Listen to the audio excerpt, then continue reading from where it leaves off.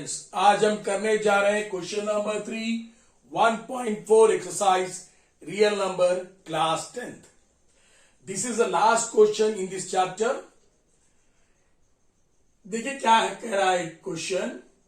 The following real numbers have this decimal expansion.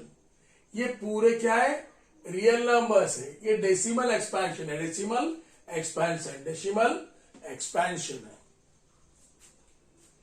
As given below, in each case, decide whether they are rational or not. वो rational है या नहीं है. इसका मतलब they are in the form p by q or not. If they are rational and of the form p by q, अगर से वो p by q फॉर्म में है, what you say about prime factor of q. तो q के बारे में आप क्या कहोगे? अगर वो p by q फॉर्म में है तो q के बारे में आप क्या कहोगे? चलिए साहब देखते हैं. पहली बात तो क्या है, रेशनल नंबर होता क्या है, उसको थोड़ा सा हम बेसिक कर लेते हैं. थोड़ा सा देखिए साहब, P by Q इसको हम कहते हैं rational number if it is in the form. मगर Q should not equal to 0. तो ये तो रेशनल फॉर्म बोलता है ना. उसने कहा है अगर ये P by Q फॉर्म में है तो ये टर्मिनेटिंग है या नॉन टर्मिनेटिंग है? सर टर्मिनेटिंग मतलब व्हेन वी डिवाइड, अगर वो p by q फॉर्म में है, अगर मैं q से डिवाइड करा तो मेरी रिमाइंडर वैल्यू क्या आना? 0. रिमाइंडर वैल्यू क्या आना? 0.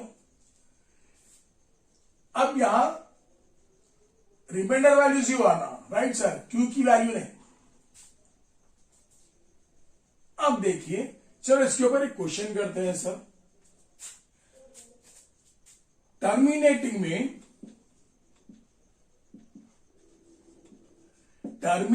में फैक्टर क्या होना? 2 to the power of m into 5 to the power of n divide में, या 2 to the power m रहना और 5 to the power of n. ये तीनों में से कोई एक होना चाहिए, तभी होगा टर्मिनेटिंग. ठीक है, तो यहां तक तो बात समझ में आई सबको. देखिए सर, क्वेश्चन नंबर 3 में बिट नंबर 1 लेते हैं सर. आपको समझाने के लिए मैं थोड़ा सा बड़ा कर रहा हूं ताकि आपको आसान से समझ में आए. 4 3.1 2 3 4 5 6 7 8 9. अगर मैं इसका डेसिमल निकाला 4 3 1 2 3 4 5 6 7 8 9, पॉइंट के बाद कितना नंबर है? 1 2 3 4 5 6 7 8 9. तो डिवाइडेड बाई 9 zeros in 1 2 3 4 5 6 7 8 9. क्या मैं इसको लिख सकता हूं इस तरह से?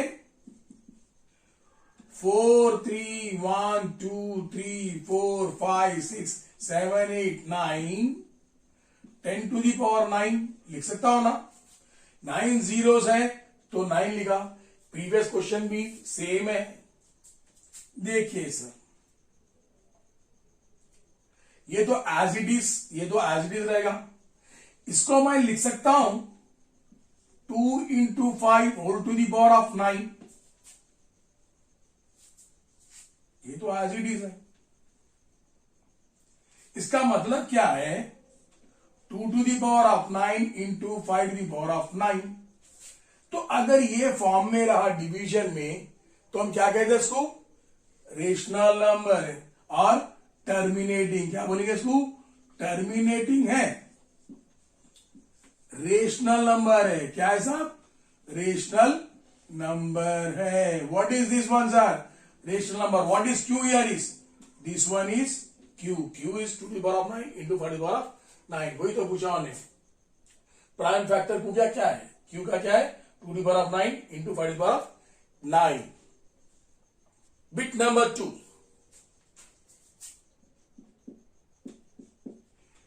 यहां देखिए 0.12012012001240 goes on, यानी कि 1250 1260 इस तरह से जाते ही जा रहा है, कंटिन्यू हो रहा है, देयर इज नो एंड।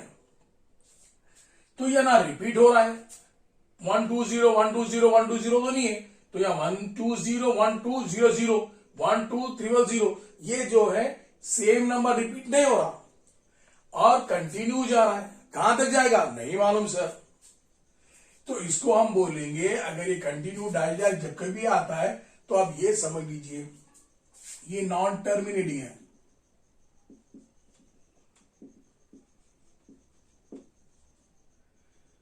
और इरेशनल नंबर, क्योंकि मैं इसको पी बाई क्यू फॉर्म में नहीं लिख सकता हूं, मुझे पता ही नहीं है पी बाई क्यू या क्यू में क्या नंबर आएगा। 2 to the power of m इसको ला ही नहीं सकते, कंटिन्यू तो नीचे क्या डालू मैं, कुछ भी नहीं डाल सकते, ठीक है। therefore it is not in the form of p by q, therefore irrational number। what is that irrational number? इसको p by q में मैं लिख नहीं सकूंगा क्योंकि कितने कहां तक जा रहा है मुझे मालूम ही नहीं। 2 to the power of n आ सकता है, 3 into 5 into 7 into क्या क्या नंबर आएगा वो हमको पता नहीं है, वो इनफाइनाइट है, वो जाते जा रहा, जिसका रिमाइंडर 0 नहीं रहेगा। तो इसीलिए इसको हम बोलेंगे irrational number. Bit number 3, bit number 3 43.123456789 बार। सर इसको हम कहते हैं बार। बार का मतलब what is the meaning of bar? Bar means the same number again it's repeats. यहां पर भी रिपीट होगा, फिर यहां पर रिपीट होगा, यहां पर रिपीट होगा, ये रिपीट होगा। क्या नंबर रिपीट होगा? 1 2 3 4 5 6 7 8 9 1 2 3 4 5 6 7 8 9 ऐसे ही जाते ही जाएगा। तो मुझे ये तो कंफर्म है ये नंबर रिपीट हो रहा है। तो अगर मैं 2 to the power of n 5 to the power of n 2 to the power of n 5 to the power of n ये ऐसा रिपीट होगा, मगर तो कुछ तो मालूम है, यानी कि p बाई क्यू। क्या ये इसको बोलेंगे नॉन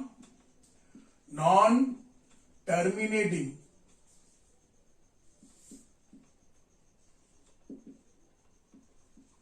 नॉन टर्मिनेटिंग रिपीटिंग है ये। क्या बोलेंगे इसको?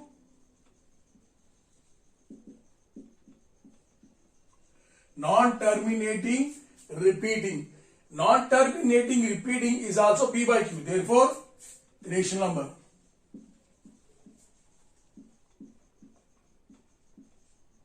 तो हमसे क्या पता चला? It is an rational number. यहां पर 9 तक लास्ट डिवाइड होने के बाद रिमाइंडर क्या रहा? 0।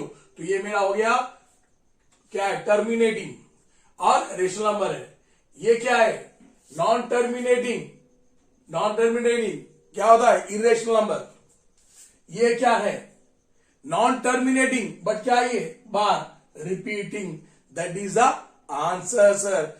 चाहे तो आप एक एक मिनट में आंसर लिखते हैं, इतना सिंप्लीफाई करने की जरूरत नहीं पड़ती है।